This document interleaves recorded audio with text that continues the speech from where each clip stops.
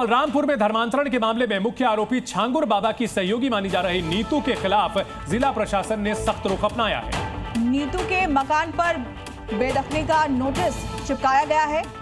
आरोप है कि जमीन पर अवैध कब्जा है और इसके बाद उन पर कार्रवाई की बात कही जा रही है। तो छांगुर बाबा के नाम से कुख्यात इस शख्स के ऊपर आरोप यह लगा है कि इसने बड़े पैमाने पर धर्मांतरण किया और इसके लिए बाकायदा रेट फिक्स किए हुए थे और उसकी सहयोगी नीतू ने अवैध कब्जा किया हुआ है, जिसको लेकर के अब बाकायदा नोटिस लगाया गया है और कार्रवाई की चेतावनी दी गई है।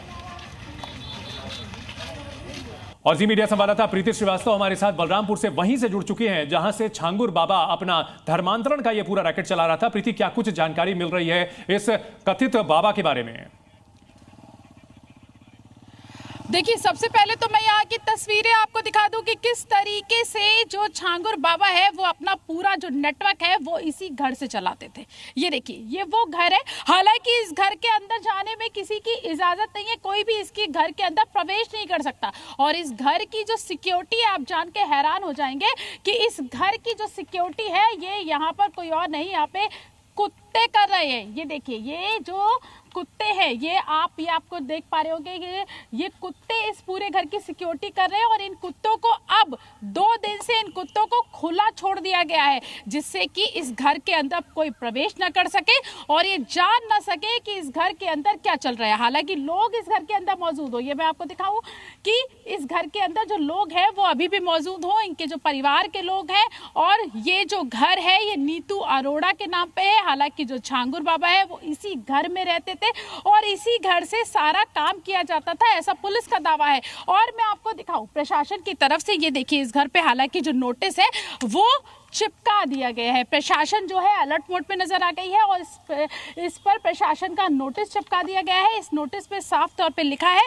कि 7 दिन के अंदर जवाब दीजिए। अवैध निर्माण को लेकर इस पर नोटिस चिपकाया गया है, तो जल्द ही जो बुलडोजर की जो कार्रवाई है वो इस घर पर की जाएगी, क्योंकि ये जो घर का जो आप हिस्सा देख रहे हैं इसको अवैध बताया गया है। इस नोटिस में साफ तौर पे लिखा गया है। और मैं आपको दिखाऊं, यहाँ पे तस्वीरें दिखा दूं। ये देखिए, ये कोई घर जो है ये कोई मामूली घर नहीं है। इसमें लगभग 25 फीट ऊंचा जो आप एक गेट यहाँ पर देख रहे होंगे, इसके बगल में मैं आपको ले चलती हूँ।